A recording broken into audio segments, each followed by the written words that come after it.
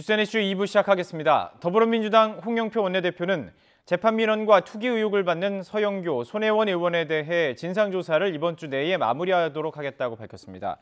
홍 원내대표는 오늘 정책조정회의에서 서영교, 손혜원 의원에 대해 당 사무처에서 사실관계 확인과 진상조사를 벌이고 있다며 이같이 말했습니다. 부동산 투기에 이어서 차명재산 의혹까지 제기된 더불어민주당 손혜원 의원은 남동생이 모르게 진행한 것일 뿐 차명재산이 아니라고 반박했습니다. 손 의원은 TBS 라디오 방송에 출연해 남동생과 10년째 교류가 없다며 목포 근대역사문화공간에 있는 게스트하우스 창성장은 남동생과 이혼한 전처와 아들을 위한 것이었다며 이같이 말했습니다. 또 등록문화재 선정에 대해서는 미리 알 수도 없고 국회 상임위원회가 그렇게 한가하지도 않다고 강조했습니다. 자유한국당은 이 사건에 대해서 초권력형 비리라고 주장을 하면서 총공세에 나섰습니다. 자유한국당 김병준 비상대책위원장은 손혜원 의원 의혹은 국회 문화체육관광위 간사이자 김정숙 여사의 고교동창인 친문실세가 사익을 추구한 것이 의혹의 본질이라며 사법당국이 나서서 의혹을 해소해야 한다고 말했습니다. 나경원 원내대표는 손혜원 사건을 이른바 손혜원 랜드 사건으로 명명한다며 손 의원은 단순히 여당의 초선 의원이 아니라 김정숙 여사의 숙명여고 동창으로 당선 직후 첫 행보도 숙명여고 동창회에 함께 간 것으로 기억한다고 주장했습니다. 자유한국당 김병준 비상대책위원장은 다음 달 전당대회에 출마를 안 하는 쪽으로 가닥을 잡고 있지만 출마 권유를 하는 분들의 이유도 합당한 것으로 생각한다면서 여지를 남겼습니다. 어제 자유한국당 연찬회의에서의 발언 들어보시죠. 주변에서 이렇게 권유가 있으신 건 좀... 그거는 내가 보장하지 않습니다. 주변에서. 위원장님께서 애초에 구상하셨던 전당대회의 그림과는 조금 달라져가고 있다, 그렇게 봐도 되나요? 글쎄요. 이런저런 상황들을 다 예상을 했죠. 그러나 일단은 좀 판이 커지는 듯한 그런 분위기는 있습니다. 언제쯤 좀 확실하게 출마한다 안 한다 뭐 이런 걸 언제쯤? 지금 공부하러 온 사람한테 자꾸. 청와대 특별감찰반의 민간인 사찰 의혹을 제기한 김태우 수사관이 오늘 네 번째 참고인 조사를 받고 있습니다. 서울 동부지검은 오전 10시쯤 김 수사관을 소환해 청와대 민간인 사찰 의혹에 대한 사실관계를 확인하고 있다고 밝혔습니다. 김 수사관은 조사 전 취재진에게 심정을 밝혔던 1차, 3차 출석 때와는 달리 오늘은 비공개로 검찰에 나왔습니다. 이에 대해 김 수사관의 변호인은 수사에 대한 피로감 때문이라기보다는 사생활 침해 문제로 공개 출석에 부담을 느낀 것 같다고 설명했습니다. 조국 청와대 민정수석은 설 명절 전에 청와대 감찰반의 공직기강 점검 활동을 재개하겠다고 밝혔습니다. 조 수석은 오늘 아침 서면 브리핑에서 새로운 감찰반원 선발 절차가 마무리 단계에 있다면서 이같이 설명했습니다. 조 수석은 앞으로 감찰반에 대한 관리를 강화하고 그 역할도 뇌물수수와 국가기밀 누설 같은 중대한 범죄와 비리 감시에 중점을 둬서 공직사회의 과도한 위축을 방지하겠다고 덧붙였습니다. 양승태 전 대법원장이 남은 조서 열람을 마치기 위해서 오늘 다시 검찰에 출석했습니다. 서울중앙지방검찰청은 오늘 오전 9시 양승태 전 대법원장이 출석해 피의자 신문 조서 열람을 진행하고 있다고 밝혔습니다. 앞서 양 전 대법원장은 사법농단 의혹으로 검찰에 3차례 소환돼 조사를 받았지만 마지막 조사에서 조서 열람을 마무리하지 못한 채 귀가했습니다. 고교 시절 유도부 코치에게 성폭행을 당했다고 폭로한 신유용 씨가 전주지검 군산지청에서 고소인 조사를 받을 예정입니다. 전주지방검찰청 군산지청은 고소인은 신유용 씨와 관련해 서울중앙지검으로 수사 촉탁을 의뢰했지만 최근 신 씨가 군산지청에서 조사해달라며 다시 요청해왔다고 밝혔습니다. 검찰은 이에 따라서 신유용 씨와 일정을 조율해서 이번 달 안에 군산에서 고소인 조사를 하고 조사 이후 사실관계를 규명해 결과에 따라서 사건을 엄정하게 처리하겠다고 밝혔습니다. 2차 북미 정상회담 준비를 위한 북미 고위급 회담이 예정된 가운데 여권 관계자는 2차 북미 정상회담의 장소가 베트남 하노이로 잠정 결정됐다고 말했습니다. 이 관계자는 YTN과의 통화에서 이미 북미가 회담 장소를 베트남 하노이로 잠정 결정했다면서 두 정상의 극적인 만남을 위해 하노이의 명물인 호안기엠 호수에 특별 무대를 만드는 방안도 추진 중인 것으로 안다고 설명했습니다. 도널드 트럼프 미국 대통령이 미 동부 시간으로 이르면 18일 2차 북미 정상회담 개최 사실을 공식 발표할 수 있다고 워싱턴 포스트가 보도했습니다. 워싱턴 포스트는 미국과 아시아 외교관들을 이용해서 트럼프 대통령이 워싱턴을 방문하는 김영철 북한 노동당 부위원장 겸 통일전선 부장을 현지 시간 18일 백악관에서 만난 뒤 2차 북미 정상회담 개최 사실을 발표할 수 있다고 전했습니다. 워싱턴 포스트는 또 만약 회담 개최 사실이 발표된다면 회담 시기와 장소는 오는 3월에서 4월 베트남 다낭이 될 것으로 보인다고 보도했습니다. 마이크 펜스 미국 부통령이 김영철 북한 노동당 부위원장의 워싱턴 방문을 앞두고 구체적인 비핵화 조치를 기다리고 있다면서 북한을 압박했습니다. 다만 북한의 반발을 의식한 듯 북한 인권 유린이나 제재 강화 같은 민감한 문제는 언급하지 않았습니다. 뉴욕에서 김영수 특파원의 보도입니다. 펜스 미국 부통령이 국무부 청사에서 열린 재외 공관장 회의에서 북한의 비핵화를 위한 구체적인 조치를 촉구했습니다. 북미 두 정상이 전망이 밝은 대화를 시작했지만 미국은 북한의 조치를 여전히 기다리고 있다고 말했습니다. While the president has started a promising dialogue with Chairman Kim, we still await concrete steps by North Korea to dismantle the nuclear weapons that threaten our people and our allies in the region. 김영철 북한 노동당 부위원장의 워싱턴 방문을 앞두고 북한의 비핵화 실행 조치를 압박했다는 분석입니다. 다만 북한의 인권 문제나 제재 강화 등 북한의 반발이 예상되는 문제는 언급하지 않았습니다. 순조롭게 진행되고 있는 2차 북미 정상회담 일정 조율을 앞두고 북한이 민감해하는 문제는 거론하지 않은 겁니다. 펜스 부통령은 지난해 말에도 북한 인권 유린에 대한 연설을 계획했지만 김정은 위원장의 신년사를 앞두고 일정을 취소했습니다. 트럼프 정부의 대북 강원 전략 차원이란 해석도 있습니다. 트럼프 대통령은 친서 외교를 통해 김 위원장과의 관계를 강조하고 펜스 부통령은 비핵화 조치를 압박하면서 역할을 분담하고 있다는 관측입니다. 뉴욕에서 YTN 김영수입니다. 국민노후자금 637조 원을 운용하는 국민연금이 지난해 10년 만에 마이너스 수익률을 기록했습니다. 국민연금공단은 지난해 10월 말 기준으로 기금 운용 수익률이 마이너스 0.57%로 연간으로 환산하면 마이너스 0.38%라고 밝혔습니다. 국민연금이 기금 운용 부분에서 손실을 낸 건 2008년 글로벌 금융위기 이후 10년 만입니다. ICT 융합과 산업 융합 분야의 규제 샌드박스 제도가 오늘부터 시행됐습니다. 정부는 규제 샌드박스 시행 첫날인 오늘 기업들의 신청 건수가 과학기술정보통신부에서 9건, 산업부에서 10건, 모두 19건이 접수됐다고 밝혔습니다. KT와 카카오페이가 공공기관의 고지서도 모바일로 전송할 수 있게 해달라고 신청을 했고, 현대자동차는 수소차 충전소를 도심 지역에도 설치하게 해달라고 요청했습니다.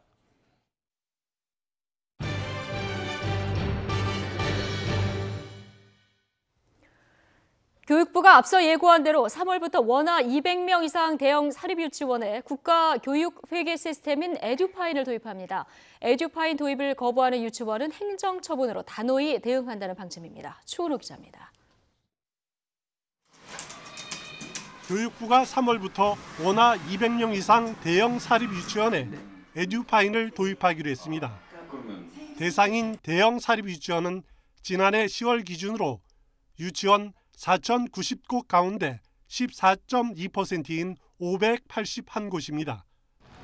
내년에는 모든 사립유치원으로 확대 적용됩니다. 교육부는 전문 회계 인력이 없는 유치원의 현실을 고려해 현재 10여 개인 에듀파인의 메뉴를 예산 편성과 집행, 결산 등 3가지로 간소화하기로 했습니다. 3월부터 유치원의 회계 연도가 시작되는 점을 감안해 예산 편성 기능을 2월 중순에 먼저 개통하고 수익 관리와 지출은 3월 1일, 결산 기능은 4월에 순차 개통합니다. 교육부는 에듀파인 도입을 거부하는 사립 유치원에는 정원 감축 등으로 강력히 대응한다는 방침입니다. 개정되는 사학기간 재무회계 규칙이 3월부터 시행되면 에듀파인 도입을 거부하는 유치원에 3차례에 걸쳐 최고 15%까지 정원을 줄일 수 있게 됩니다. 정상 운영이 불가능하다고 판단되면 원화 모집 정지나 폐원까지 내릴 수 있습니다. 이에 대해 사립유치원 단체인 한유총은 사립유치원에 맞는 별도의 회계 시스템을 요구하며 수용할 수 없다는 입장입니다. 항유청에서 탈퇴한 한국사립유치원협의회도 별도의 회계 시스템을 요구하고 있지만 정부와의 논의를 이어가고 있습니다. YTN 추은호입니다.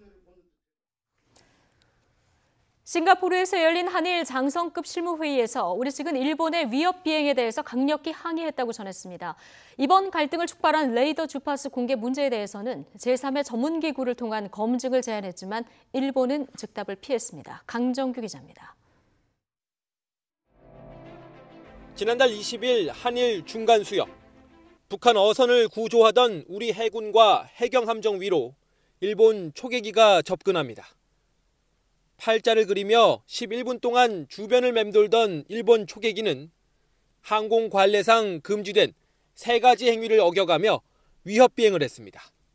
함선 쪽으로 진격하는 비행, 모의 공격 비행, 뱃머리를 가로지르는 비행 등입니다. 싱가포르에서 열린 한일 장성급 실무회의에서 우리 측은 이 같은 위협 비행에 대해 강력히 항의했습니다. 그러나 일본 측은 민항기에 적용되는 고도 150m, 거리 500m 기준을 고집하며 자신들은 선을 지켰다고 우겼습니다. 그럼 우리도 같은 방식으로 비행해도 되겠느냐고 반문하자 일본은 항의하지 않겠다고 대답했다가 그것이 공식 입장은 아니라며 한 발 물러난 것으로 전해졌습니다. 일본은 당시 초계기에 맞았다는 사격 통제 레이더의 주파수 정보를 공개하는 조건으로 우리 해군 함정의 레이더 주파수 전체를 내놓으라는 상식밖의 요구도 서슴지 않았습니다. 우리 군은 이를 넘겨주면 향후 작전에 중대한 차질이 생길 수 있다며 제3의 전문기구를 통한 검증 방식을 역제안했습니다. 대단히 무례한 요구고 사안 해결의 의지가 없는 억지 주장이라고 저희는 좀 보고 있습니다. 싱가포르까지 건너가 10시간 동안 계속된 장성급 회의도 이렇다 할 결론 없이 끝나면서 당분간 해법을 찾기는 쉽지 않을 전망입니다. YTN 강정규입니다.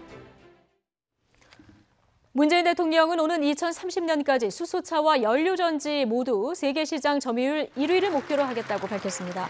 문 대통령은 오늘 울산시청에서 열린 수소경제전략보고회에서 우리의 전통 주력 산업인 자동차, 조선, 석유화학과 연계하면 수소경제를 선도해 나갈 수 있다면서 이같이 말했습니다.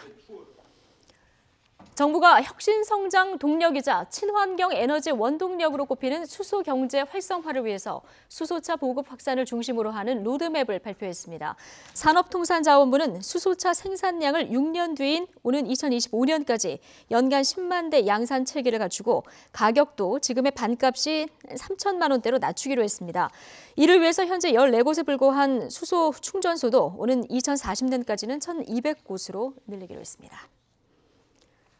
전기자동차 보조금이 지난해보다 300만 원 정도 줄어들게 됩니다. 환경부는 전기자동차 보조금 중 국비 보조금이 지난해 1,200만 원에서 올해 900만 원으로 줄어 국비와 지방비를 포함해 대당 최대 1,900만 원이 지원된다고 밝혔습니다. 수소 자동차 국비 보조금은 지난해와 같은 2,250만 원으로 결정돼 국비와 지방비를 포함해 최대 3,600만 원을 지원받게 됩니다. 영국의 유럽연합 탈퇴 합의안을 의정사상 최대 표차로 부결시켰던 영국 하원이 오늘은 메이 총리에 대한 불신임안을 부결시켰습니다. 이에 따라 메이 총리는 정권을 유지하기로 했습니다. 김원배 기자입니다. 영국 하원의 테레사 메이 내각에 대한 불신임안 표결에서 불신임 찬성 306표, 반대 325표를 기록해 19표 차로 불신임안이 부결됐습니다. 영국 하원에서 브렉시트, 즉 영국의 유럽연합 탈퇴 합의안이 의정사상 최대 표차로 부결된 지 하루 만에 제1야당인 노동당이 제출한 불신임안이 부결된 것입니다. 이에 따라 메이 총리는 정권을 유지하게 됐습니다. 불신임안 부결로 정부 불신임을 통해 조기 총선을 개최한다는 노동당의 전략에 일단 제동이 걸렸습니다. 노동당은 보수당 정부를 압박하기 위해 이번 불신임안 부결 결과에 관계없이 계속 정부 불신임안을 제출하는 것을 검토 중인 것으로 전해졌습니다. 일단 불신임 위기를 넘기게 되면서 메이 총리는 부결된 브렉시트 합의안을 대체할 플랜 B 마련에 집중할 계획입니다. 불신임안 부결이 발표되자 메이 총리는 야당 지도부와 브렉시트 합의안의 대안을 논의해 나가겠다고 밝혔습니다. 그러나 코빈 노동당 대표는 영국이 EU와 아무런 협정을 맺지 못하고 탈퇴하는 이른바 노딜 브렉시트를 배제할 경우에만 논의에 참여하겠다고 말했습니다. 메이 총리는 야당 지도부와의 논의를 통해 의회의 충분한 지지를 얻을 수 있는 방안이 도출되면 이를 EU에 가져가 합의를 추진할 계획입니다. YTN 김원배입니다. 부동산 대책 여파로 매매 시장이 얼어붙자 전세로 수요가 몰리면서 지난해 4분기 전세 자금 대출이 크게 늘어났습니다.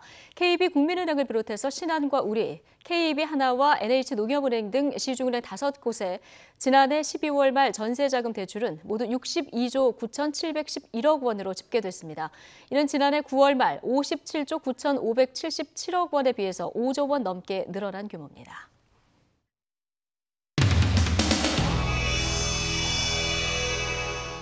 재난안전망 사업자이기도 한 KT통신망에서 화재가 발생한 지 50여일이 지났습니다. 이런 원시적인 사고가 재발되지 않도록 통신 재난대책이 얼마나 제대로 마련됐는지 확인하는 자리가 될 것입니다.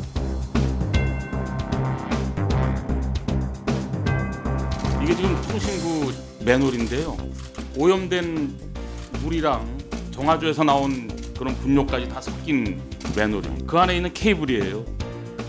케이블이 저렇게 관리가 되고 있더라고요. 저는 보고 깜짝 놀랐는데 지금 저기 나와 있는 물이 차 있는 그런 상태의 맨홀은 극히 일부가 아니라 70%가 저렇다는 겁니다. 지금 보고를 어떻게 받고 계시는지 모르겠는데 70%가 지금 저런 상태에 있다는 겁니다. 지금 사람을 다 지금 직원들은 다 좀 구조조정해서 내보내고 돈을 투자를 안 하고 시설 관리에는 그래서 벌어진 인재다. 지금 이런 KT가 지금 직접 관리하는 데는 없죠. 다 협력업체들이 하고 있는 거죠. 아닙니다. 맨홀하고 전신전은 KT가 직접 관리를. 직접 관리를 합니까? 저기 들어가는 사람들이 다 직접 KT 직원들입니까? 저기 들어가 있는 사람들은 전부 하청업체 직원들입니다. KT 직원은 한 명도 없어요. KT 직원이 이제 실제로 KT에 책임지고 관리를 하고 있는 거고. 그러니까 그 책임자라는 사람들은요 몇 개 동을 한 사람이 관리를 해서 저런 실태 파악을 못 한다는 겁니다. 지금 이게 지금 실태 파악을 못 한다는 겁니다. 지금 이게 지금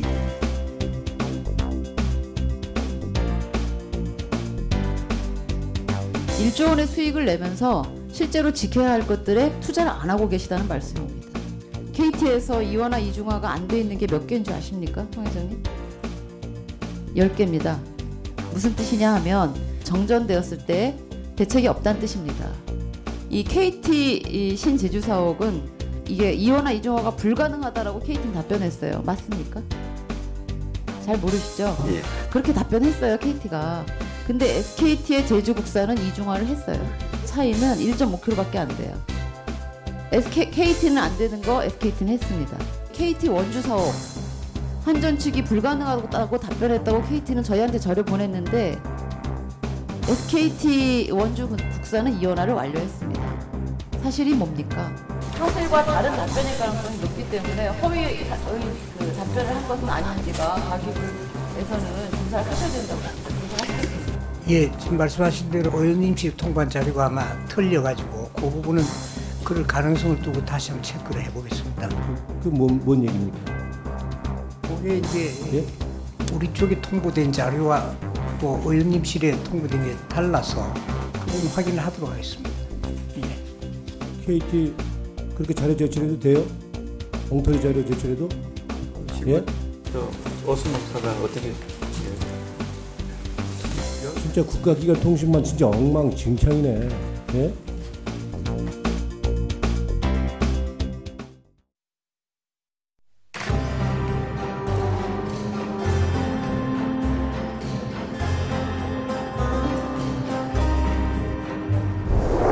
늘었다고 하는 올랐다고 하는 사람들 얘기도 맞지 않는 얘기입니다. 새 마음이 없는 사람이니까 그렇게 얘기를 했겠죠. 그 재단으로 되어 있는 건물이나 그 모든 자산은 다시 제가 되돌려 가져올 수가 없습니다. 팔 수도 없고.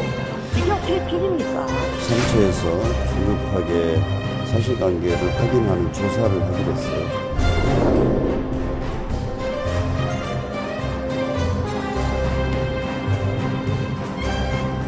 할 수 있는 대로 조사를 해서 그 결과를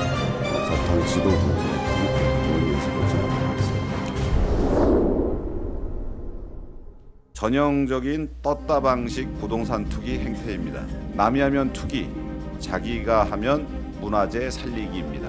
헌법 유린이 아닐 수 없습니다. 법적 처벌이 어떻게 이루어질 수 있는지 반드시 검토가 이루어져야 된다고 생각합니다.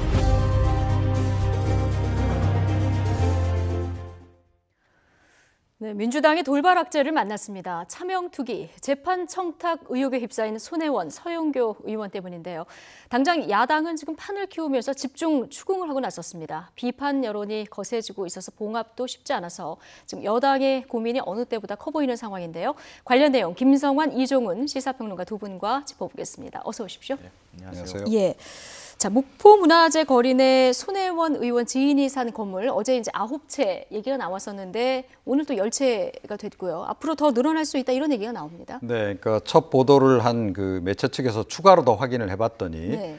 그러니까 그 손혜원 의원의 그 남편이 이사장으로 있는 재단 소유의 이제 조그만 건물이 하나 더 예. 이제 발견이 일단 된 거죠. 위치가 좀 떨어져 있어요. 그러니까 그 동안은 이제 손혜원 의원이 뭐라고 설명을 했냐면. 예.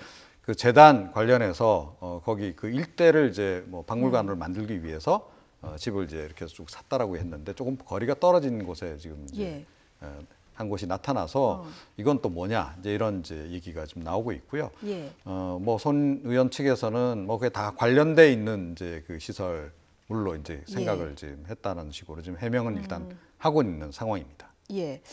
지금 밤사이 또 뭐 드러난 얘기가 이 얘기를 처음 이제 SBS가 보도를 했는데 어제 SBS가 그 남동생하고 인터뷰를 했어요. 네. 예. 뭐 손혜원 의원 쪽 설명으로는 뭐 공개하기 어려운 가족사가 있다 이렇게 네. 얘기를 했는데 뭐 그게 이제 남편이 결혼을 하고 또 이혼하는 과정에서 남동생하고 관계가 좀 소원해진 측면이 있는 것 같습니다. 예. 그래서 조카들하고는 관계가 각별했고 손 의원이 자녀가 없지 않습니까? 그래서 예. 그 조카를 하고 얘기를 해서 본인이 건물을 샀다 이렇게 얘기를 하고 있는데요. 그러니까 남동생은 어제 몰랐다 이런 인터뷰를 예, 했는데 남동생은 몰랐다 이렇게 얘기를 손혜원 하는데 의원은 남동생은 원래 연락을 안 하고 어려운 네. 조카를 위한 거다 이런 해명인 거죠. 네, 그런 식의 이제 해명을 하고 있습니다. 예. 근데 저는 뭐 그 어디까지 가정사가 거기에 영향을 미쳤는지에 대해서는 판단하기가 좀 이른 상황이 아닌가 싶은 생각이 들고요. 뭐 그런데 이렇게 차명으로 자꾸 사는 행위 자체는 적절했다고 보는 분들은 아마 아무도 없을 것 같습니다. 예. 그러니까 하는 방식, 만약에 본인이 얘기하는 것처럼 근대 역사문화 공간을 지켜야 되겠다고 하는 본질적인 의미에서 거기에 충실하려고 했다 그러면은 이렇게 차명을 한다거나 아니면은 가족 중에서 모르게 한다거나 이런 방식으로 하는 게 과연 적절했느냐, 이 부분에 대해서는 뭐 부적절했다라고 하는 비판을 좀 벗어나기 어려울 것 같습니다. 예. 지금 그래서 뭐 차명으로 매입한 거 아니나 이런 의혹까지 지금 불거진 상황인데요. 뭐 아직까지는 의혹이니까요. 근데 손 의원은 나는 문화유산을 보호를 위해서 이제 매입하려고 했다 이런 주장을 굉장히 강력히 하면서 목숨을 걸겠다는 얘기까지 했거든요. 네. 그래서 뭐 이제 본인이 그만큼 결백하다라는 예. 거를 이제 말하고 싶은 것 같아요. 그런데 객관적인 그 정황은 지금 그런데 본인의 주장하고는 상당히 좀 다르게 나오는 거 아닌가. 예를 들어서 손 의원이 정말로 그 지역이 문화재로 이제 지정되기 위해서 노력을 많이 하고 예.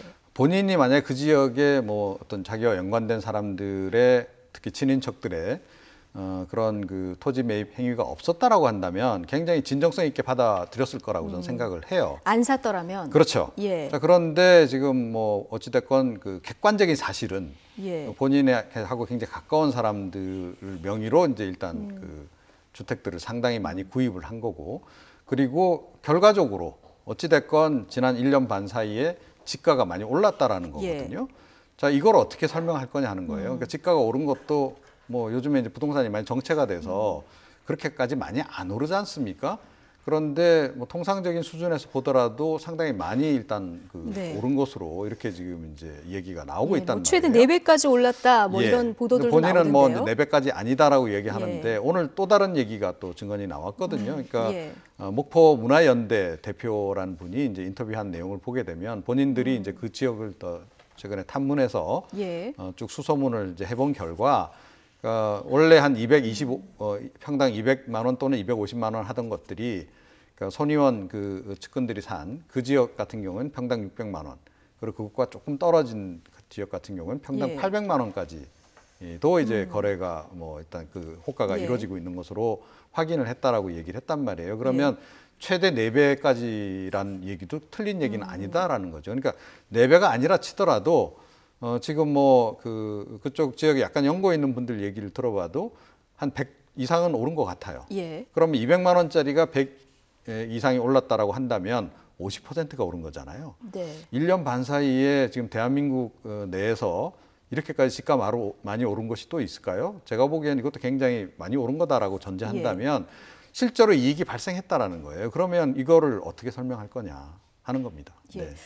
지금 지인들이 건물을 샀고 이 건물이 올랐다. 뭐 여기까지 뭐 그럴 수 있다 하는데 지금 또 하나 가장 큰 의혹이 이게 등록문화재로 좀 지정이 되지 않았습니까? 네.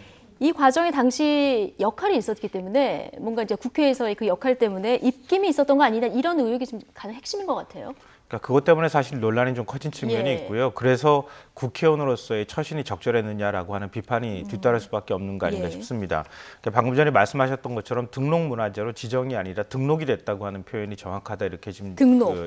전문가들은 얘기를 하고 있고요. 지정문화재하고는 지원의 방식이나 이런 것들이 좀 차이가 있다고 합니다.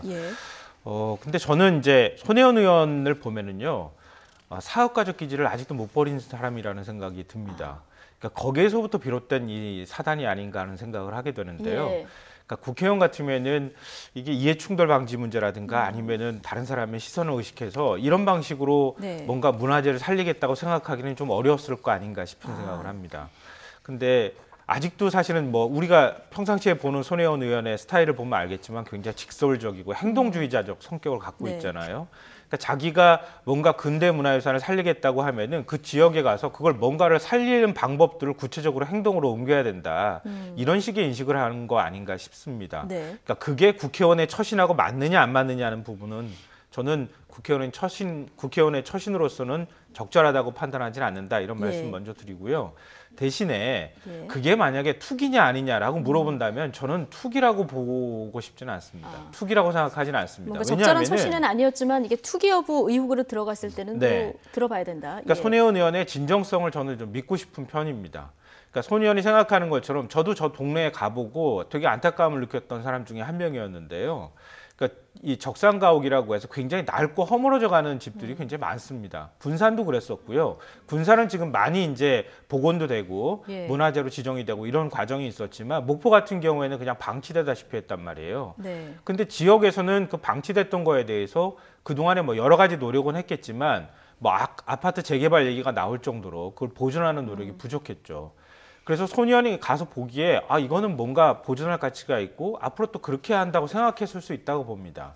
그래서 그것들을 위해서 뭐 예를 들어서 주변 사람들한테 뭐 본인 스스로가 동영상으로도 그렇고 뭐 SNS를 통해서도 나 그거 샀다, 누구 추천했다, 뭐 했다 이런 걸 본인 스스로가 다 얘기하고 있잖아요. 그러니까 이걸 살리기 위해서 어떤 방안이 있을까라고 고민하고 또 그걸 실제로 행동으로 옮겼다고 생각하고요. 그 과정에서 예를 들면 제가 집을 샀는데 집값이 올랐어요. 근데 팔지도 않았는데 그 집값 오른 걸 가지고 부동산 투기다, 이익을 얻었다라고 얘기하기에는 좀 부족함이 있다. 이렇게 생각하고요. 그래서 그 손혜원 의원이 지금 얘기하는 부분에 있어서 논란이 되고 있는 거에서 좀 구분을 해서 우리가 좀 비판할 것은 비판하고 그리고 손혜원 의원이 진짜 생각하고 있었던 부분이 무엇인지에 대해서 한번 좀 고민을 해볼 필요가 있다고 저는 생각합니다. 어쨌든 좀 손혜원 의원 투기 의혹이 불거진 데다가 서영교 의원의 재판 청탁 의혹까지 좀 불거져서 민주당 어느 때보다 좀 곤혹스러운 이런 상황인데요. 자, 민주당 빨리 진상 조사를 하겠다고 했는데 오늘 발표를 하려고 하다 좀 연기가 된 이런 상황입니다. 한국당은 투기가 문제가 아니라면서 도덕성 논란으로까지 지금 불을 지피고 있는 이런 상황인데요. 관련 이야기 들어보시죠. 당 사무처에서 사실관계 확인과 진상 조사를 하고 있습니다. 시간이 많이 걸리지 않도록 이번 주 내에 이 문제를 마무리하도록 그렇게 하겠습니다. 단순히 부동산 투기 의혹 차원의 문제가 아니라고 생각합니다. 지금 손 의원이 어떤 분입니까? 문체부 문화체육관광위원회 여당 간사로 친문의 상징처럼 되어 있는 실세 의원입니다. 게다가 영부인하고 아주 이 각별한 관계로 총선 대선에서 여당 선거 캠페인의 핵심적인 역할을 담당했습니다. 단순한 어떤 뭐 집값이 올랐네 아니네 부동산 투기네 아니네가 아니라 저는 이것은 초권력형 비리다. 오늘 국회 윤리위에 손혜원 의원을 징계해 달라고 국회 윤리 징계를 요구하는 징계 요구안을 국회의장께 제출하겠습니다. 네. 떴다 방식 부동산 투기다. 총 권력형 비리다. 한국당에서는 좀 이런 비판까지 쏟아내고 네. 있는데요. 그러니까 이게 뭐 좋게 보면 이제 본인이 얘기하듯이 정말로 그 지역을 살리기 위해서 한 것으로 이렇게 볼 수는 네. 있는데요. 아주 나쁘게 보자면 약간 그 알박기 그런 의혹까지 제기할 수 있다는 네. 거예요. 그러니까 예를 들어서 이 지역 같은 경우에는 둘 가운데 하나였습니다. 아파트로 재개발되거나 네. 아니면 문화재로 어찌됐건 이게 지정이 돼서 네. 보존이 되거나 예. 또는 이제 더 국가 지원이 이루어지거나 두 가지 하나였는데 자 이런 식으로 지금 이제 집들을 이렇게 사두면 아파트 재개발할 경우에는 뭐 아시다시피 이제 그 건설업체에 파는 거고 네. 이쪽이 만약에 잘 돼서 문화재 지정이 되면 또 정부로부터 지원받아서 이 지역이 또 활성화되면서 지가가 또 올라간다는 거죠. 어느 쪽도 그러니까 이런 경우든 저런 경우든 결국 땅을 사두면 이득이 될 수밖에 없는 그런 그 상황이 아니었나라는 거예요. 근데 이게 등록문화재로 지정이 네. 됐잖아요. 근데 이렇게 그 되면은 뭔가 재산권 행사인데 제한이 있지 않습니까? 근데 지정문화재하고 등록문화재가 차이가 달라요? 있거든요. 예. 그러니까 그 부분도 사실은 좀 뜯어보면 이 손 의원 측에서 상당히 뭔가를 좀 면밀하게 알고 접근했던 거 아닌가라는 의혹까지 제기할 수가 있는 의혹이죠. 거예요. 예를 들어서 그러니까 지정문화재, 그러니까 이 등록문화재가 되면서 그 지역에도 건물별로 이제 그 문화재 지정이 또 됩니다. 자, 그럼 문화재로 지정된 그 건물 같은 경우에는 행위 제한이 굉장히 많아요. 그래서 사고 파는 것도 굉장히 어렵고 리모델링도 어렵습니다.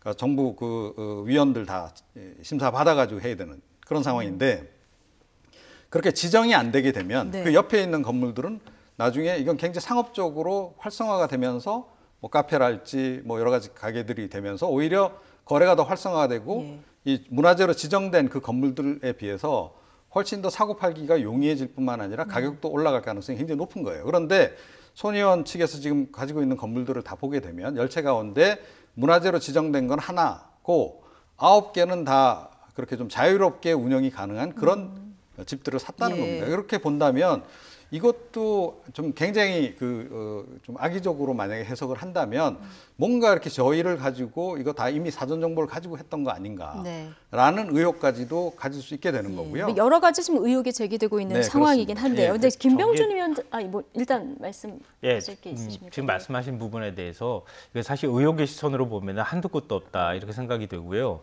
예를 들어서 아파트 재개발하는데 그 재개발을 위해서 문화재 등록을 위해서 그렇게 열심히 노력했다. 이거 앞뒤가 안 맞는 얘기 아닙니까? 아파트 재개발을 한다 그러면 가만히 내버려 뒀어야 됐죠. 거기에 그냥 알박기만 몰래 자기 친인척이나 아니면 자기 명의로 그 건물에서 사놓고 가만히 있어야 정상인데 그게 아니라 여기에는 목포는 뭐 산토리니가 될 것이다 이런 얘기를 하면서 사람들한테 이거는 굉장히 문화재적 가치가 있다고 오히려 홍보하러 다닌 것은 몰래 한 게 아니라 네, 그거는 그 이미 거꾸로 다 된 행동이라고 볼 수 있고요. 예. 그리고 이제 지금 보시면 알겠지만 저기 이제 원도심의 형태를 가보면 알겠지만 거기에 집 몇 채를 사서 이게 무슨 엄청나게 막 부흥이 돼서 이게 집 가치가 올라가서 여기가 뭐 굉장히 뭐 인사동 같은 그 거리가 될 거라고 상상을 하기는 좀 쉽지 않습니다. 그러니까 지금 손혜원 의원이 그렇게 말했다고 해서 그렇게 얘기한 걸 그림을 그려놓고 난 다음에 그리고 그렇게 될 거라는 걸 가정해서 지금 뭔가 건물을 사들인 거라고 얘기하는 것도 너무 극단적인 의혹이다. 어쨌든 민주당에서 지금 자체 조사를 지금도 하고 있고 내일 발표를 한다고 하니까 이걸 먼저 좀 지켜보도록 하고. 근데 앞서 저희가 이제 녹취를 들었을 때 김병준 위원장이 손혜원 의원이 영부인과 가까운 사이다 이런 얘기를 굳이 집어넣었거든요. 그러니까 저는 굉장히 악의적인 그 의도를 포함하고 있다고 생각합니다. 왜냐하면은 이렇게 하면은요. 요즘에는 보수 유튜브가 굉장히 많기 때문에 이런 데서 또 영부인하고 연결하는 얘기들을 계속 할 거고 또 그런 얘기들을 통해서 제 주변 분도 저한테 물어보더라고요. 연세 좀 드신 분인데요. 이 손혜원 의원 의혹과 관련해서 딱 두 가지만 머릿속에 들어오는 겁니다. 하나는 투기했네. 둘째는 영부인하고 가까웠네. 확대 재생산 될 수 있을 것이다. 이렇게 의혹 제기하는 거 저는 너무 과도하다고 생각하고요. 물론 김정숙 여사하고 동창이라고 하는 사실도 있고 또 대선 기간 동안에 홍보본부장으로 기여한 측면도 있지만 이 문제하고 영부인하고 바로 직결하는 문제로 이렇게 연결하는 것은 굉장히 악의적이고 이건 권력형 비리로 이렇게 일부러 그림을 만들어가기 위한 몰아가기라고 생각합니다. 예, 어쨌든 뭐 투기냐 착한 투자냐 여러 가지 뭐 얘기가 나오고 있는데 손혜원 의원 공개된 재산을 보니까 재산이 뭐 상당히 많던데요. 네, 그렇습니다. 그래서 그러니까 뭐 그럼에도 불구하고 그러면 이제 왜 했을까 뭐 이런 이제 이야기도 나올 수 있는 거고요. 예. 그리고 이제 이번에 특히 또 논란이 많이 되는 게 그거 아닙니까? 그러니까 조카들에게 그렇게 뭐 적지 않은 돈을 그렇게 증여를 하고 하는 거 보니까 굉장히 부자인가 보다. 내지는 나도 저런 뭐 고모 있었으면 좋겠다. 이런 네. 얘기까지 세간에서 돌고 있고 그 자체가 굉장히 또 이례적으로 받아들여지기도 하고 그래서 상식적으로 보자면 사실은 좀 납득이 안 가는 대목들이 지금 굉장히 많다는 거죠. 그런 거고 조금 전에 이제 이야기 나오는 그 부분도 제가 좀 얘기를 안 할 수가 없는데요. 그러니까 이거는 운명적인 거다라고 저는 숙명적인 거다라고 생각해요. 그러니까 손혜원 같은 경우에는 문재인 대통령과의 관계 또 영부인하고의 관계 때문에 어떤 일이 있던 간에 계속 그거는 거론이 될 수밖에 없다. 그리고 야당이 지적이 제가 보기에도 좀 과도한 그런 그 정치 공세의 측면이 있는 것은 분명해요. 네. 근데 그럼에도 불구하고 손 의원이 예를 들어 이 지역이 문화재로서 가치가 높고 계속 이제 이 의원들도 끌고 가서 또 설명도 하고 이런 과정에서 문화재청에서는 과연 이걸 어떻게 받아들였을까를 생각해 본다면 네. 그러니까 통상적인 보통 의원들보다는 조금 더 무게감 있게 받아들였을 가능성은 훨씬 더 높다. 예. 아무래도 대통령 부부하고의 관계 때문에 그런 부분은 우리가 이제 함께 고려는 해야 된다 이렇게 생각합니다. 어쨌든 좀 야당에서는 좀 판을 키우고 싶어하는 이런 모양새, 이런 뭐 인터뷰들을 많이 하고 있는데 정작 목포가 지역구인 이분은 어떻게 생각하고 있을지 궁금합니다. 박지원 의원의 인터뷰 내용 들어보시죠. 제가 문화재청이다 이게 필요하다. 이러고 신임 청장 왔을 때도 간곡히 설명을 하고 네. 또 문화재청에 나와서 실사를 몇 번 해가지고 이번에 그 두 곳 또 지정하게 돼 있단 말이에요. 제가 그것은 했는지 안 했는지는 모르지만은 네네. 이거 참 이상한 얘기 같습니다만 그 사업을 한 것은 저예요. 나는 손혜원 의원이 투기를 했다. 네. 그렇게는 안 봅니다. 알겠습니다. 그리고 저는 특히 예. 목포 지역구 국회의원으로서 네. 목포에 그렇게 발전의 계기를 만들어줬다고 하면은 네. 저는 감사하다 알겠습니다. 이 생각을 가지고 있습니다. 네, 일단 두 가지 얘기했습니다. 뭐 목포의 발전을 위해서 감사하다. 투기는 아니라고 생각한다. 그리고 지정 사업은 내가 진행했다. 이 두 가지 얘기를 지금 했습니다. 박지원 의원 입장에서 그거 내가 한 것이라고 해야 되지 않겠습니까? 네. 그리고 또 많은 노력을 했을 거라고 생각합니다. 저는 지금 이제 뭐 저 원도심 있는데 유달동 있는 근처를 얘기할 때 저기를 압력을 넣어서 굳이 뭐 그 면단위 문화재로 지정을 하게 했다, 뭐 이렇게 등록하게 했다 이렇게 얘기를 하고 있는데요. 저는 저 지역을 충분히 보존해야 할 가치가 있는 지역이라고 생각합니다. 이건 이번에 생각한 게 아니고요. 과거에 제가 정부 위원회 활동할 때부터 이런 지역을 좀 더 보존해야 한다고 하는 생각들을 굉장히 많이 가보셨을 했었습니다. 때 느끼셨다는 거죠. 여러 차례 예. 가보기도 했었고요. 그러니까 저거를 뭐 누가 어떻게 했느냐, 이건 뭐 과를 누가 가져가느냐, 공을 누가 가져가느냐 이런 문제는 좀 차치하고서라도 뭐 박지원 의원도 저는 뭐 노력했을 거라고 보고요. 손혜원 의원도 본인 스스로가 그렇게 얘기했으니까 저는 노력했을 거라고 봅니다. 근데 앞서 말씀드렸던 것처럼 부적절하다고 보는 것은 그렇게 노력을 했다 그러면 목포 지역사회와 어떻게 이걸 만들어갈 것이냐에 대한 구체적인 계획을 세우고 목포 지역 주민하고 먼저 얘기를 하는 그런 과정들이 저는 먼저 있었어야 한다고 봅니다. 그런데 본인이 그걸 살리겠다고 하는 의욕이 너무 과했는지는 모르겠지만 자기 주변 사람을 통해서 먼저 그것들을 행동에 옮겼다는 게 저는 문제가 될 수 있다고 봅니다. 예. 어쨌든 지금 단숨에 정치권 핫이슈로 떠오른 손혜원 의원, 한때는 최고의 네이밍 전문가로 또 각광을 받기도 했었죠. 자, 손혜원 의원의 이력을 차윤주 앵커가 짚어드립니다. 주류에서 알아두는 라이벌이죠. 참이슬, 처음처럼, 그리고 이니스프리, 힐스테이트, 딤체, 트롬. 이름만 들으면 이거 할 만큼 쟁쟁한 상표명들인데요. 갑자기 웬 상표명인가 하실 텐데 이 이름을 한 사람이 지었습니다. 바로 지금 논란의 중심에 서 있는 손혜원 의원입니다. 우리나라 최고의 브랜드 네이밍 전문가로 명성을 떨쳤죠. 정치인으로 변신한 뒤 더불어민주당으로 당명 개정을 추진한 것까지는 좋았는데 이후 거침없는 발언으로 온갖 구설이 끊이지 않고 있습니다. 최근에는 신재민 전 사무관을 나쁜 머리, 사기꾼, 가증스럽기 짝이 없다 등 인격 모독적 표현을 써가면서 비난해서 논란이 됐죠. 그 다음 날 신 전 사무관이 극단적 선택을 암시하면서 잠적하자 이 글을 삭제하고 해명글을 올렸는데 글을 내린 것은 신 씨가 강단이 없는 사람이라서 거론할 필요를 느끼지 않았기 때문이다라는 해명 아닌 해명을 해서 홍영표 원내대표까지 나서 발언을 자제하라고 경고하기도 했습니다. 지난 2016년 국정농단 수사 당시에는 차은택의 머리숱 없는 사진에 대해서 차라리 다 밀고 와야지 쯧이라고 외모 조롱을 하는가 하면 2017년 3월에는 노무현 전 대통령의 서거를 계산한 것이라고 말해서 여론의 문매를 맞았습니다. 위안부 피해자 김군자 할머니의 장례식장에서 이렇게 엄지척 포즈도, 지난해 국감에서는 아시안게임 야구팀을 이끈 선동열 감독에게 아시안게임 금메달 따는 게 그렇게 힘든 것이라고 생각하지 않는다고 윽박지른 발언도 경솔했다는 비판을 받았습니다. 네, 앞서 이제 정리돼서 나온 신선하다고 느껴지는 제품의 이름들, 손혜원 의원의 머릿속에서 나온 게 굉장히 지금 많은데요. 어쨌든 그 이후에 이제 구설수에 오른 발언도 좀 많지 않았습니까? 광고, 홍보 감각, 이거는 굉장히 좋은데 정무 감각이 거기에 따르지 못한다, 이런 지적이 있어요. 그러니까 본업을 그냥 계속 하셨어야 될 분인 것 같아요.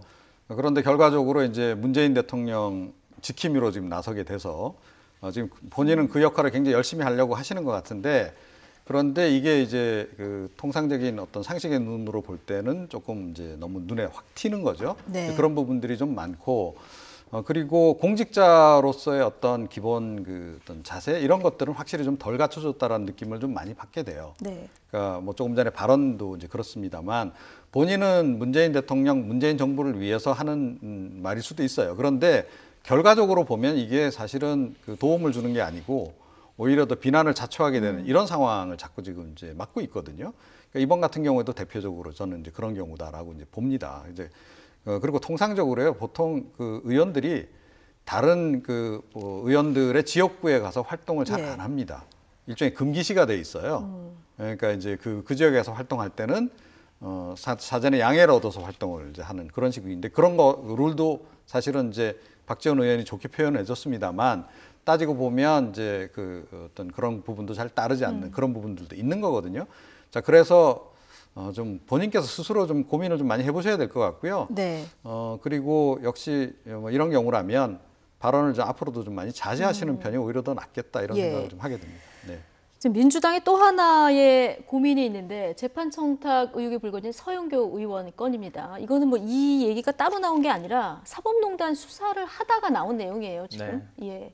예. 저는 뭐 이거야말로 진짜 심각한 문제다, 이렇게 생각합니다. 지금 앞서서 뭐 손혜원 의원 건에 대해서도 말씀 나눴지만 서영교 의원 부분은 이거는 굳이 그 예를 들어서 국회 파견 법관이 서영교 의원 얘기를 듣고 가서 뭐 예를 들어서 과잉 해석해서 임종원 전 법원행정처 차장한테 얘기를 전달하고 서울 북부지법원장까지 얘기가 전달이 되고 그 담당 재판부 판사한테까지 얘기가 들어갔다고 하는 거는, 이게 하루 만에 이루어졌다는 거예요. 이거는 국회의원이 그만큼의 뉘앙스로 얘기하지 않았다면은 이루어질 수 없는 일이라고 보거든요. 그러니까 이거는 뭐 법원 스스로가 오버했다고 이른바 얘기할 수 있는 성격의 문제가 아니고요. 특히나 방금 전에도 말씀을 잠깐 하셨던 것처럼 서영교 의원이 법사위원이었기 때문에 법사위원으로서 더욱 부적절한 행위다.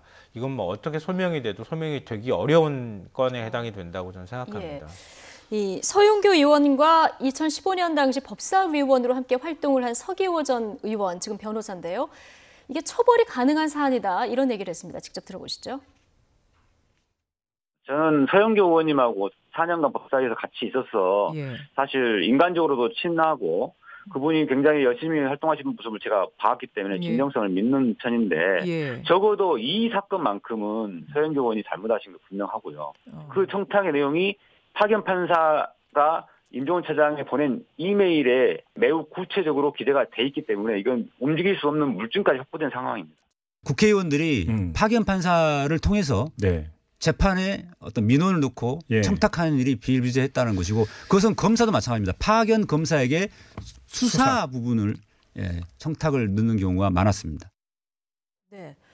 지금 파견 판사에 국민들의 관심이 좀 모아지고 있는데, 파견 판사, 검사, 이게 왜 필요한지가 일단 궁금하고요. 그리고 이렇게 매일 국회에서 얼굴을 보다 보면은 아무래도 이런 얘기들이 조금 오갈 수 있을 것 같기 때문에 지금 마지막에서 들어보셨지만 이런 청탁이 비일비재했을 거다 이런 얘기를 하지 않습니까? 네. 저도 이제 국회 공무원을 했기 때문에 네. 이 과정들을 잘 아는데요. 사실은 이런 거 굉장히 오랜 관행입니다. 관행이다. 그야말로 이제 그 특수활동비만큼이나 관행이다라고 보시면 정확해요. 예. 그래서 각 부처에서 또는 이제 이런 뭐 검찰 쪽 또 법원 쪽에서 국회로 이제 파견을 보냅니다. 네. 파견을 보내는 거는 뭐 이제 업무 전문성을 좀 도와주는 의미에서 이제 이렇게 나오는 거로 돼 있는데 실제로는 파견 나온 그 공직자들 대부분이 국회의원들의 민원 창구 역할을 하고 있는 게 현실입니다. 그래서 사실은 이거 이제 뭔가 없애야 민원을 된다. 들어주면 바라는 게 있으니까 들어주는 거 아니겠습니까? 당연히 그렇죠. 예. 이제 본인들의 뭐 예산 문제랄지, 예. 뭐 기타 이제 그 기관의 또 수건 사업들 이런 것들이 있잖아요. 그런 것들을 또 이제 의원들에게 요청을 하는 것이고, 예. 그게 이제 보면 이제 이른바 대관 업무라는 게 있잖아요. 기업에도 있고 뭐 그 기관에도 다 있는데 그런 창구 역할을 하는 겁니다. 이분들이 예. 나와서 실제로. 그래서 이건 앞으로 완전히 근절돼야 된다라고 생각을 하는데 특히 법사위 같은 경우에는 이 전문위원조차도 개방직으로 되어 있는데 검찰에서 1명, 보통 이 법원에서 1명 이렇게 나오거든요. 예. 그러니까 이분들이 하는 역할이 그러니까 물론 전문적인 조언 이런 것도 하지만 그거 못지않게 이 민원 창구 역할을 하고 있는 게 현실이다. 그러니까 이번에 어차피 알려졌기 때문에 그러니까 이걸 앞으로 좀 정리를 해야 되고 지금 이제 국회에서 그래도 안 그래도 그렇게 파견받는 거를 좀 이제 줄여나가는 과정이거든요. 네. 그래서 완전히 이제 그 안 받는 쪽으로 가야 된다. 전 그렇게 생각을 하고요. 그런데 일단 이번에 드러난 혐의와 관련해서는 처벌 안 하고 넘어갈 수 없죠. 그러니까 근데 저희 앞서 이제 예. 서기호 판사 뉴스N이슈 1부에서 이제 직접 전화 연결을 해봤는데 이게 객관적 물증이 너무 명확하기 때문에 네. 직권남용 공범으로도 처벌 가능하다 이런 얘기를 이제 했었는데 또 반면에 이게 도덕적 책임은 질 수 있지만 법적으로 또 책임 묻기는 힘들 것 같다 이런 뭐 의견도 일부에서 나오거든요. 뭐 법률적 적용에 관한 문제까지 제가 말씀드리긴 예. 조금 그렇다고 생각하고요. 대신에 이제 행위의 부적절성에 관한 네. 부분은 분명히 드러난 거 아니겠습니까? 그리고 방금 전에 말씀하셨던 것처럼 아마 드러나지 않은 여러 국회의원들이 뭔가를 청탁하고 지금 이제 4명의 이름이 거론되고 있잖아요. 그러니까 자기의 재판과 관련해서 직접 청탁한 뭐 노철래, 이군현 의원도 있는 것이고요. 그러니까 이런 행위들이 계속 그동안에 이루어졌다고 하는 걸 더 심각하게 일단은 봐야 할 필요가 있다고 하는 것이고 그리고 그 과정에서 서영교 의원권이 지금 나왔으니까 거기에 따르는 응당 맞는 조사가 이루어지고 당 차원의 진상조사에서 그렇게 청탁한 것으로밖에 볼 수가 없다. 지금 이제 그 뭐 서기호 판사가 얘기하는 것처럼 물증이 이건 뭐 분명하다라고 판단이 예. 된다 그러면 단호한 조치를 취해야 한다고 생각합니다. 뭐 서영교 의원은 일단 기억이 안 난다. 또 만난 적 없고 청탁한 적 없다. 이런 입장인데요. 자, 뭐 일단 의혹이 제기됐으니까 이게 뭐 검찰에서도 조사가 이루어질 테고요. 민주당에서도 뭐 조사가 이루어질 테니까 좀 차분히 지켜보도록 하죠. 한국당 얘기로 좀 넘어가 보겠습니다. 어제 한국당 의원 대상으로 연찬회가 있었는데요. 그제 입당했었던 황교안 전 총리 참석하지 않았다고 합니다. 그런데 황교안 총리 얘기밖에 나오지 않았다고 하는데요. 들어보시죠. 들어오는데 친황에 대해서 어떻게 생각하냐는 게 나오더라고요. 저희가 친박 비박을 넘었더니 이제 또 친황을 들고 나와요. 여러분들 저 당원 당규에 우리 저 전당대회 하면 그 캠프에 못 들어가는 거 잘 아시죠, 의원님들? 그런 강한 친박 색채를 가진 사람이 이번에 들어오게 되면 아무래도 그 계파의 대립이 다시 재현될 가능성이 있지 않느냐. 언론에 언급이 된 친황파를 만나서 당신이 요새 친황파 됐다며 내가 저 이렇게 우스갯소리를 했더니 전부 일단 손사래는 흔드는데 아니라고 그래요? 속마음은 제가 잘 모르겠습니다. 요번에 제가 볼 때는 그 황교안 전 총리가 많은 의원들이 소위 등판을 좀 해달라 이런 요구에서 온 건 아닙니다. 아니에요? 네. 아마 의원이 아닌 어떤 다른 쪽에서 아마 총리실에 있었던 사람들이 아닐까. 지금 마지막에 소위 그 우리 의원들이 요구를 해서 온 것은 아니다. 정태근 의원이 이 얘기를 한 걸 들었는데요. 네. 어떻게 들으셨습니까? 아니 이제 당권에 도전하실 분들 네. 같은 경우에는 이제 벌써 견제에 나선 거죠. 그래서 이제 황 전 총리가 들어온 거에 굉장히 달갑지 않을 겁니다. 네. 그런데 이게 황 전 총리에 대해서 당내에 있는 사람들이 아마 굉장히 좀 이렇게 고민을 많이 하게 될 거예요. 네. 그러니까 좀 환영을 해야 되는 측면이 있고 또 반면에 또 본인들의 운명을 생각하면 또 약간 좀 반대를 해야 될 것 같기도 하고 이 상황이 지금 어정쩡한 거죠. 네. 그러니까 황 전 총리가 어찌 됐건 뭐 각종 여론조사 결과 뭐 보수 진영 그 대선 주자 가운데서는 상당히 좀 지지율이 높게 나오잖아요. 그걸 좀 활용하고 싶은 마음은 있는 거죠. 네. 자, 그런데 들어와 가지고 이미 자기네들 다 이렇게 계파가 있는데 그 계파가 해체되면서 뭐 새로운 친환계가 만들어지고 이거는 또 조금 이제 좀 받아들이기가 좀 어려운 그런 측면이 이제 있어서 아마 어제 그 의원 연찬에서도 3355 모여서 그 얘기들을 많이 했을 것 같아요. 당신 친환계 갈 거야 말 거야 이런 얘기도 이제 많이 했을 것 같은데 그런데 일단 뭐 전당대회에 만약에 황 전 총리가 아직 확답은 뭐 확실하게 얘기는 안 하고 있습니다만 나오겠다라고 출사표를 던지게 되면 친환계는 자연스럽게 만들어질 것이다. 그리고 생각보다 빠른 속도로 그쪽으로 이 새가 좀 붙을 가능성도 없지 않아 있다라고 봐요. 현재 어떤 전반적인 어떤 지지율 상황으로 봐서는. 그런데 사실은 경선 과정에서 어떤 악재가 불거질지 모르거든요. 그래서 과거 전직 총리들이 사실 당내 그랬듯이 경선을 보면 뭐 다른 당하고 그 대선 경선할 때보다 더 치열하거든요. 치열하기도 그렇습니다. 하잖아요. 그래서 뭐 과거에도 실제로 그런 전례들이 있고 그래서 전직 총리들이 대선 본선까지 간 경우도 많지 않고 중도 포기한 경우도 많잖아요. 그래서 황 전 총리 같은 경우에도 과연 그 바람이 끝까지 갈지는 지켜봐야 한다. 이렇게 생각합니다. 예. 어쨌든 황교안 전 총리가 한국당에 갈 것인가 안 갈 것인가 굉장히 관심이 있는데 일단 갔고요. 뭐 전당대회 출마 여부를 뒤로 하고라도요. 그리고 이제 유승민 의원도 조금 있으면 다시 나올 것 같고 보수가 앞으로 어떻게 그 해체 모의를 할 건지 이 부분에 벌써 이제 관심이 가 있어요. 그래서 제가 그 유승민 의원 쪽하고 이렇게 만났다고 하는 사람한테 자꾸 물어봐요. 그러니까 볼 때마다 물어보거든요. 바른미래당이 앞으로 어떻게 될 것 같고 유승민 의원은 도대체 앞으로 어떻게 거취를 결정할 거냐 이렇게 물어보면 뭐 지금은 전혀 생각이 없다 이렇게 얘기를 하고 있거든요. 그러니까 지금 자유한국당의 모습을 보고 유승민 의원이 예를 들어서 황교안 전 총리가 자유한국당에 들어가서 당대표가 되거나 아니면 당대표 출마를 하는 상황에서 유승민 의원이 들어갈 수 있는 명분이 있겠습니까? 저는 명분이 없다고 보거든요. 본인 스스로도 그렇게 생각하고 있는 것 같습니다. 그러니까 일단은 자유한국당이 어떤 방식으로든 당내가 혼란이 정리가 되고 그리고 난 다음에 다시 보수통합이라고 하는 건 총선을 앞두고 다시 나올 수밖에 없는 이슈이기 때문에 그때 가서 다시 통합 논의가 나올 수밖에 없지 않을까 싶습니다. 이종훈 평론가님은 어떻게 보십니까? 그러니까 뭐 2단계로 가지 않을까 싶어요. 일단은 뭐 전당대회가 예정돼 있기 때문에 자유한국당 내에서 이제 새로운 대표 체제가 만들어질 것이고 그 이후에 아마 새 대표 체제하에서 바른미래당을 흡수 통합하는 쪽으로 이제 추진을 할 가능성이 높다.